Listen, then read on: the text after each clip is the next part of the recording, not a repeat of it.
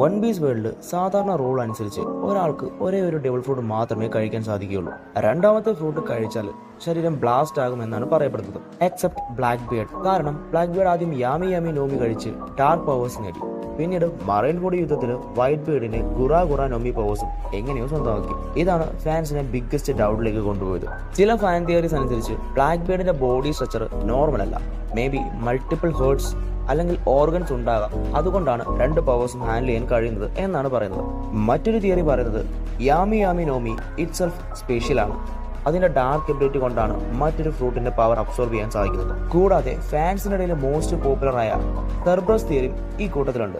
അതിൽ പറയുന്നത് black ബിയർഡിന് 3 soul ഉണ്ടെന്നും അതുകൊണ്ട് മൾട്ടിപ്പിൾ ഫ്രൂട്ട് കഴിക്കാൻ സാധിക്കും എന്നാണ്. എന്നാൽ ഓഡ ഇപ്പോഴും ഇതിനൊരു ക്ലിയർ ആൻസർ ഇതുവരെ തന്നിട്ടില്ല. സോ ഈ ഒരു മിസ്റ്ററിയുടെ ഓഡാർ സെൻസിൽ നിന്നുള്ള അപ്ഡേറ്റിനായി എല്ലാവരും വെയിറ്റ് ചെയ്തിരിക്കുക. സോ അതുവരെ ഇതുപോലുള്ള തിയറീസും ഇമാജിനേഷൻസും ഒക്കെ തുടർന്നായിരിക്കും. നിങ്ങൾക്ക് എന്താണ് തോന്നുന്നത്? ഇതുപോലെ നിങ്ങൾക്കും തിയറീസും ഇമാജിനേഷൻസും ഒക്കെ ഉണ്ടെങ്കിൽ let me know in comments. സയൂനറ.